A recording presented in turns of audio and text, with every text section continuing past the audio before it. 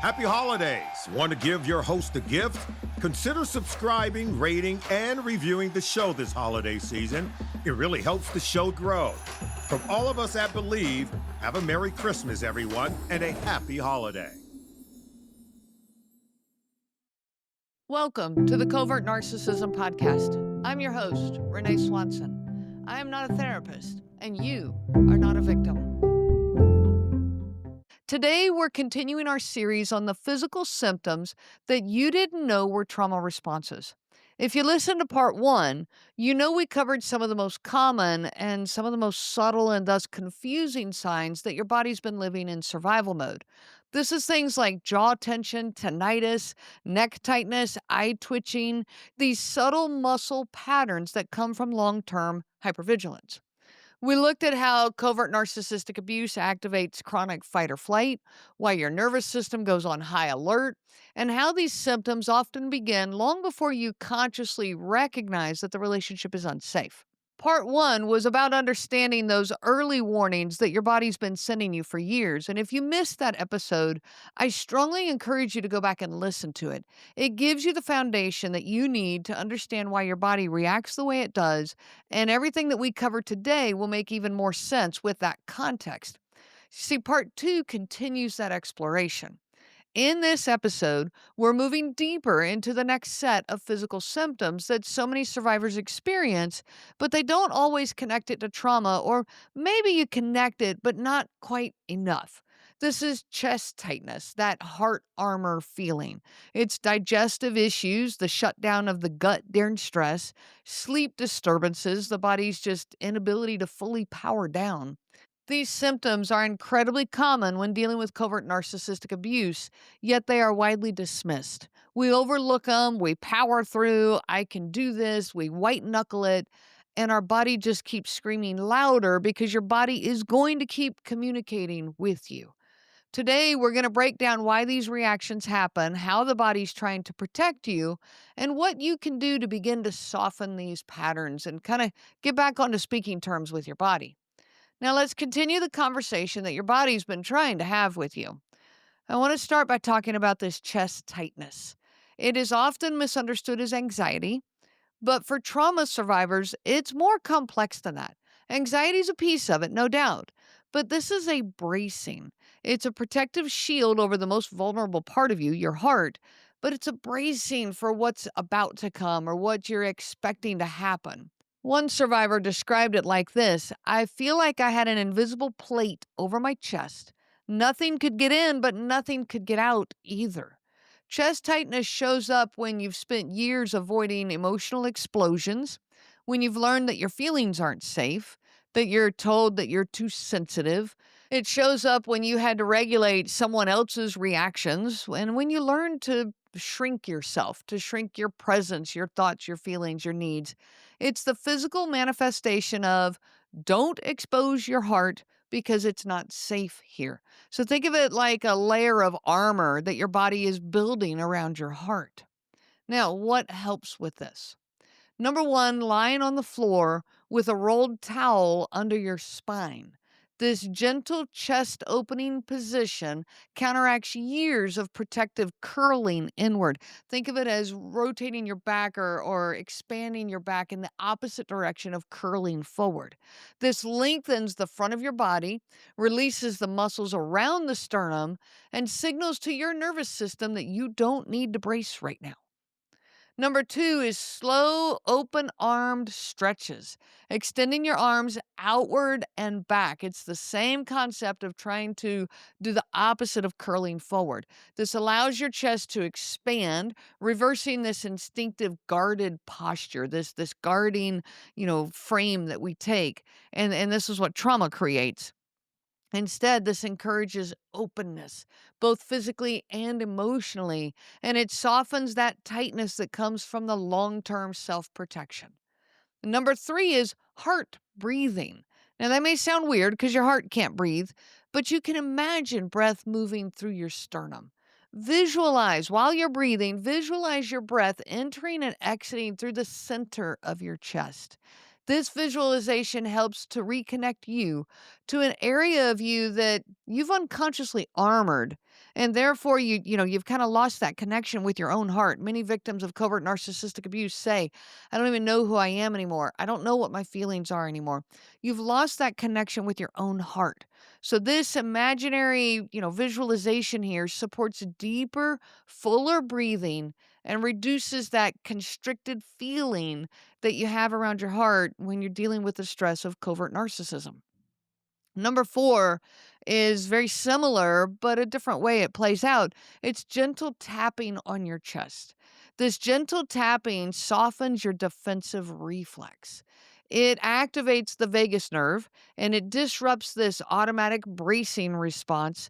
It offers a rhythmic, soothing cue to the body that the immediate threat has either passed, or if we're anticipating something that doesn't exist. Sometimes the chest opens only when the emotional truth finally gets spoken. So, as you speak your truth, as you listen to podcasts and read books and talk to your friends or support groups, that emotional truth finally starts to surface, then you will quit guarding your heart in this position. Now, I want to talk about digestive distress because, your survival mode shuts your gut down. You can't help that. It's the way the human body was made. Your digestive system cannot function when your body thinks it needs to run for its life. So when you are in fight or flight mode, and maybe fight or flight comes out for you as freeze or fawn, your gut shuts down. What happens is you start experiencing bloating, nausea, maybe even some diarrhea, IBS, this sudden urgency, loss of appetite, overeating for safety and comfort. One listener once wrote to me, I thought I was allergic to everything. I realized later, though, that my stomach only twisted like that when he was home. I cannot tell you how common this is. When your nervous system is in fight or flight mode, digestion shuts off because the body prioritizes safety and survival. This is biology, not weakness, and you can't just white knuckle your way through it. You can't force your digestive system back online while you're still in fight or flight mode. So we've got to do something different. Here are some strategies that will help you. Number 1 is slow, conscious eating. Eating slowly gives your nervous system time to shift toward digestion. It tells your body we're safe enough to rest and receive nourishment, which helps reduce the bloating, the cramping, and this stress-triggered nausea that happens. Listen, when we're dealing with a covert narcissist and we're in that hypervigilant mode and we're trying to parent or co-parent or counterparent, whatever you want to call it, with this person, you don't take the time to eat for the sake of your own body. You eat out of survival mode. You eat because you have to, but you're eating with one eye over here watching and monitoring. You're eating with your mind fully occupied with, okay, I got to get back on this and I got to take care of that because you're in that survival mode. Slow down. Take time, at least one meal a day, to consciously eat to care for your body. Another thing you can do is to eat warm foods. How many of us have eaten cold meals, okay, because of what we're taking care of in our home? Warm meals are easier on a stressed digestive tract. They relax the stomach muscles. They improve circulation. They support the rest and digest response more effectively than cold food or raw foods when your system is overwhelmed. Number 3 is belly breathing. Deep diaphragmatic breaths gently massage the stomach and the intestines, stimulating digestion and easing the tension that your body is under. This signals to the nervous system to step out of the fight or flight mode so that your gut, can do its job. Number 4 is to avoid heavy meals during stress peaks. Now, you might already be doing that. When your body is flooded with adrenaline, this digestive system shuts down. Eating large meals during this time, it's going to lead to more pain, more bloating, more nausea, more IBS symptoms. Wait until your body is calmer before you try to handle a heavy meal. And number 5, I'm going to go back to grounding here. Ground your feet while you are eating. Planting your feet firmly on the floor increases a sense of safety and presence. Don't eat curled up in a little ball with your legs tucked up. I'm guilty of this, so I need to work on this one. But grounding cues your nervous system to say, hey, I'm not under threat here, which allows your digestion to restart and reduces that gut-related stress reaction. Your gut has been through a war that you didn't even realize you were fighting. Now let's talk about sleep disturbances, the body that is refusing to power down. I can definitely relate to this one. Survivors often say, "Why can't I sleep even though I'm exhausted? Why do I wake up at 2 a.m. with my heart racing? Why do I jump awake like something startled me?" Because for so long, being unconscious in a sleep state was unsafe. You learned you might be blamed in your sleep. You might wake up to tension. You might hear the subtle shift in their breathing that signaled anger. You might hear them up in the middle of the night knowing they're upset about something. A nighttime means unpredictability.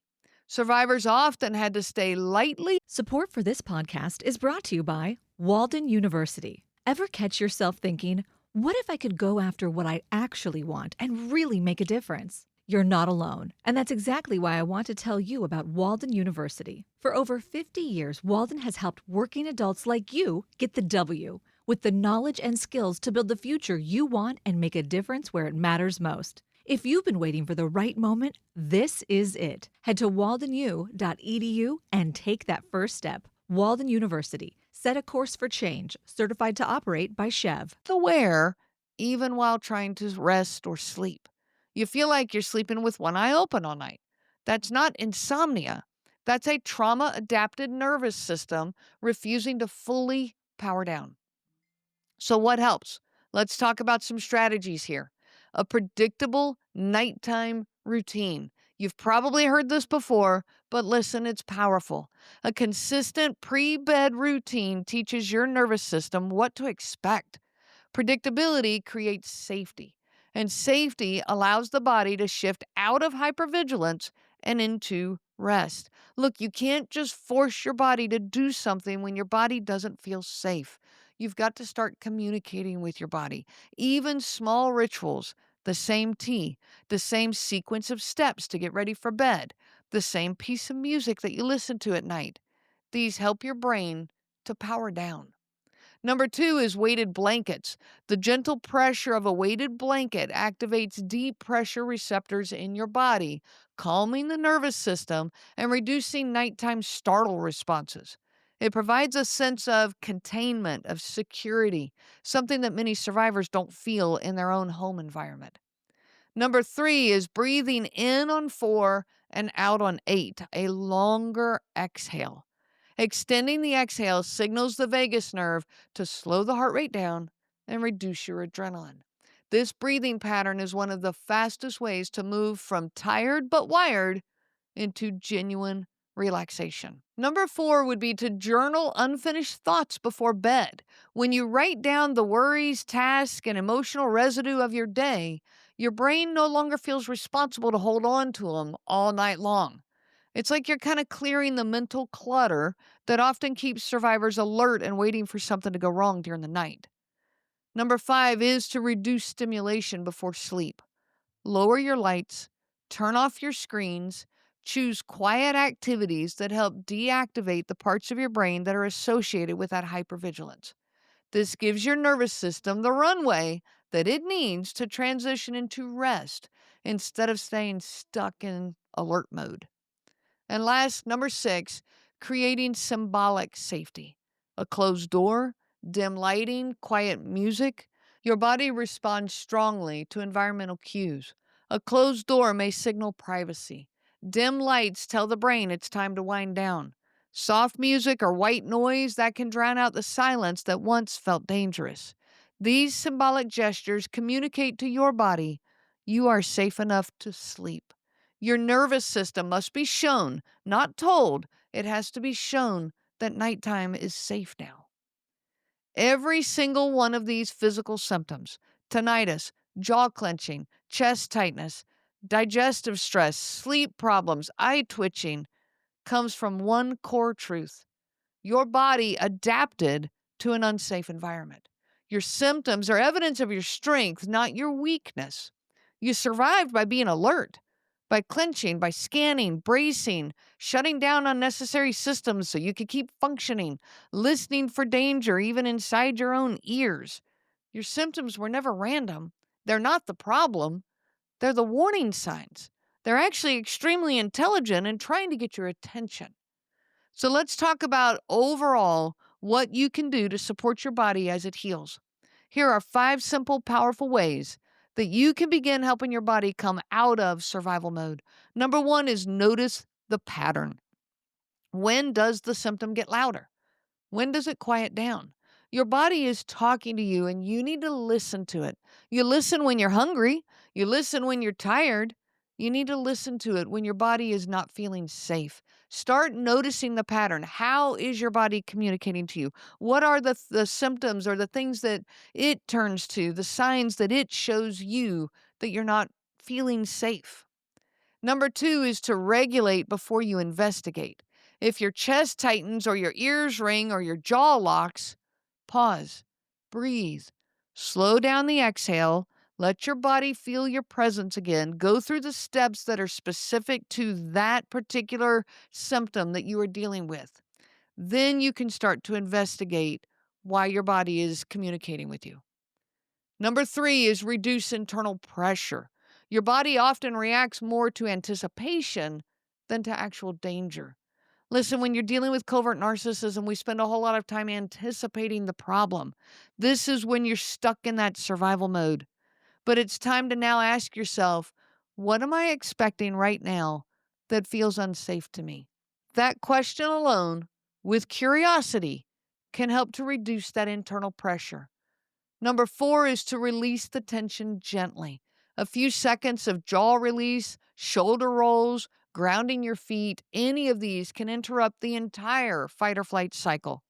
And number 5, build safety rituals. Your body heals through consistency, not intensity. These are things like warm showers, soft music, stretching, a dim light at night, soft textures, gentle touch, predictable rhythms. These are not self-care. They are way more than that. These are nervous system interventions. So as we wrap up this episode, this 2-part series, I want to bring us back to that core idea.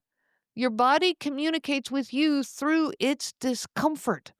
Just like hunger is not a malfunction, your trauma-related symptoms are not malfunctions either. They're messages. They're signals. They're your body saying, hey, something in your world needs attention. If nobody had explained hunger to you, you'd panic. You'd think something was terribly wrong. You might even end up at a doctor's office describing the stabbing pains, the nausea, the irritability, only to hear the doctor gently say, hey, you need food. But hunger is not an emergency. It's a communication. And the same is true for what your body is now trying to tell you. The chest tightness, the digestive shutdown, sleep disturbances, muscle tension, buzzing, twitching, racing heart, that overwhelming sense that you just can't settle. These sensations feel like problems because no one ever taught you they were messages. When you lived with a covert narcissist, your body started speaking louder and louder. In fact, it starts screaming at you. Danger, overwhelm, emotional suffocation, unpredictability. Something is wrong. I'm not safe here. But without the language for trauma, you do what most survivors do. You blame yourself. You worry something is medically wrong. You try to push through or numb out or silence the symptoms, not realizing they're actually trying to help you. Your body will not let you be comfortable in unsafe circumstances. Comfort would mean you'd stop trying to survive. Discomfort is the strategy that keeps you alert, responsive, and aware.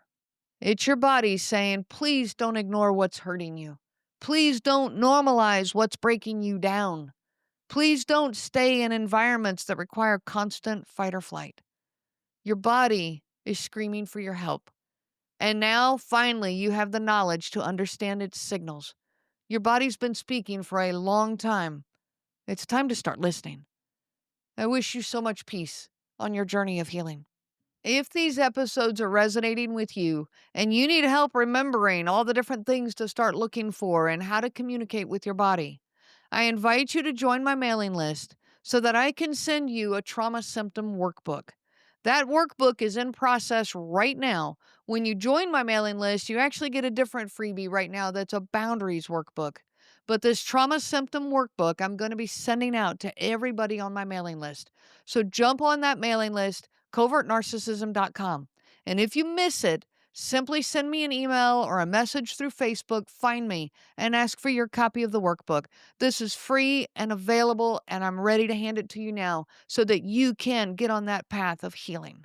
You have been listening to the Covert Narcissism Podcast, where we break apart the insidious nature of these incredibly destructive and infinitely frustrating individuals. If you are caught up in this crazy-making relationship and drowning in self-doubt, guilt, or rumination, please reach out to me anytime. I offer individualized live coaching in both group and individual settings. We can find the right program for you. You do not need to go through this alone. You can find all of that information on my website at covertnarcissism.com. You can also reach out to me by email at Renee, R-E-N-E-E, at covertnarcissism.com. I do look forward to hearing from each and every one of you. Remember, I am not a therapist, and you are not a victim. I am a coach, and you are a survivor. The information provided by Renee Swanson, Covert Narcissism Podcast, and CNG Life Coaching is for educational purposes only and is not to be used for diagnosis purposes. It is not intended to be a substitute for clinical care. Please consult a healthcare provider for guidance specific to your case. This material discusses narcissism in general. Renee shares stories from her personal experience as well as from those that she has worked with for several years. Her material does not claim that any specific person has narcissism and should not be used to refer to any specific person as having narcissism. Permission is not granted to link to or repost this material to support an allegation or support a claim that any specific person is a narcissist. That would be an unauthorized misuse of the material and the information provided. Thank you. If you like the show, please take a moment to rate, review, and subscribe. It really does help the show to grow. Thank you for listening.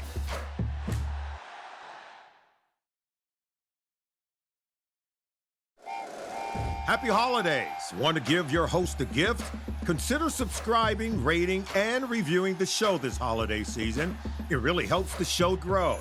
From all of us at Believe, have a Merry Christmas, everyone, and a happy holiday.